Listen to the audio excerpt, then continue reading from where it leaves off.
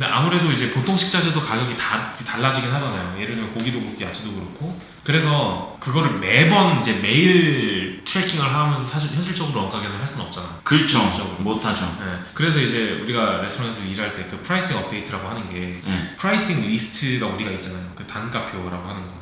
식재료들 리스트를 쫙 뽑아놓고 네. 거기에 이제 예를 들면 키로당 얼마인지, 파운드당 얼마인지, 한 백당 얼마인지, 한 묶음당 얼마인지 그 가격을 다 써놓잖아요. 그렇죠. 그 리스트를 가지고 있어요 우리가. 그렇죠. 기본적으로. 그게 그렇죠. 있어야지 원가를 짜든 말든 하니까. 그렇죠. 근데 그 단가표를 셰프가 2주마다 혹은 일주일마다. 근데 제가 거기서도 물어보고 싶었던 게 그 야채 가격 이런 거는 수시로 가격이 변동하잖아요. 그럼 이제 그런 상황에서는 어떻게 원가를 이렇게 딱 정해야 되는지. 그러니까 예를 들어서 월요일에는 뭐 예를 들어서 당근이 1,000원에 왔어요. 근데 화요일은 갑자기 뭐 1,300원이에요. 뭐 수요일은 뭐 900원이고. 그럼 이제 보통 하는 생각은 대충 그냥 그 평균값을 내가지고 그냥 그 상태로 집어 넣는다라고 하잖아요. 그냥. 근데 그렇게 말고 이제 어떻게 가격 변동이 그렇게까지 심한 재료가 근데 사실상 많진 않잖아요. 야채. 근데 그게 매일 바뀌진 않잖아. 그건 나도 모르겠네. 네, 그렇게 매일 바뀌지는 않겠죠. 예를 들면 뭐 랍스타나 여기로 따지면 트러플이나 뭐 이런 거는 사실 가격이 들쑥날쑥한데 네. 그게 갑자기 오늘은 뭐 키로당 뭐 예를 들면 10만 원이었는데 네. 갑자기 내일 20만 원이 되고 이러진 않잖아. 그렇진 않죠. 근데 어쨌든 변동이 만약에 맨날 되는 거면 거기에 평균치를 내서 원가를 잡고 계산을 할 수는 있는 건데. 그렇죠. 근데 아무래도 이제 보통 식자재도 가격이 다 달라지긴 하잖아요. 예를 들면 고기도 그렇고 야채도 그렇고. 그래서 그거를 매번 이제 매일 트래킹을 하면서 사실 현실적으로 원가 계산을 할 수는 없잖아. 그렇죠. 현실적으로. 못하죠. 네. 그래서 이제 우리가 레스토랑에서 일할 때 그 프라이싱 업데이트라고 하는 게 프라이싱 리스트가 우리가 있잖아요. 그 단가표라고 하는 거.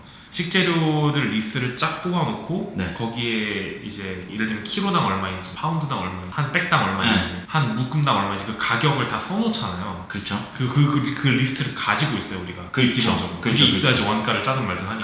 그렇죠. 근데 그 단가표를 셰프가 2주마다 혹은 일주일마다. 근데 그 단가표를 내가 만드는 거죠. 아예 처음에는 만들어야죠. 내가 만들어야 되는 거죠. 그 장사를 계속하면서 예를 들면은 리스트는 계속 업데이트를 하면 되는데. 그렇죠. 처음 이제 연다고 생각을 했을 때 내가 만들어야죠. 내가 재료 다 넣고 이게 얼마인지 내가 다 기입하고 해야 되는 거잖아요. 그래서 이거 2주마다 업데이트를 하는 이유가 혹시나 가격 변동이 있는 재료가 있을까봐. 재료가 우리가 한두 가지 쓰는 게 아니라 식당 경영하다 보면 진짜 거의 엄청 많이 쓰죠. 500가지 넘게 쓰잖아요. 그렇죠. 그 정도 가까이 식재료를 쓰는데 그 중에서 사실 변동률은 적더라도 변동이 되는 아이템들은 생각보다 꽤 많아요. 2주마다 체크를 하면. 그렇죠. 적어도 두세 개는 가격이 바뀌어 있어. 그렇죠. 40센트라도. 그렇죠. 그거를 이제 2주마다 주기적으로 가서 영수증 인보이스를 보면서 가격을 업데이트를 하는 거지. 내려갔으면 내려갔다 업데이트를 하고 올라갔다 업데이트를 하고. 2주마다.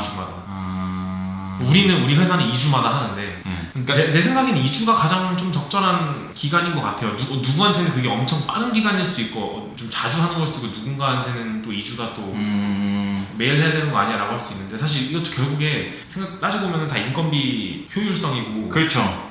매장에 따라서 예를 들면 내가 조그만 자영업 소규모 매장 하는데 2주마다 하는 건 솔직히 나는 말 안 한다고 생각하고 사장 혼자서 일을 다 하거나 직원이 한 명 있는데 그 직원이 예를 들면 전문 셰프 출신도 아니야.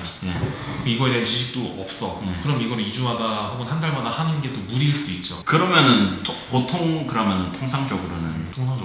제가 너무 이걸 아예 안 하는 데도 많잖아요. 알잖아요. 알죠. 그러니까 예를 들어서 이제 좀 체계적으로 나아가고 싶다. 그러니까 예를 들어서 만약에 내가 오픈을 했는데 그런 문의가 올 때가 있잖아요. 뭐 나도 이런 거 오픈하고 싶다. 그럼 이제 그 사람한테 열 수 있게 시스템이 마련이 돼 있어야 내가 주는 거잖아요. 그러니까 이제 그런 시스템을 만들려고 하는 거죠. 나는 최소 2주에서 한 달, 그러니까 2주에서 4주 간격으로 나는 해야 된다고 봐요. 그러니까 사이즈 불문하고 어떤 매장이든 상관없이 정말 늦어도 진짜 안 해도 4주에 한 번은 해야 되는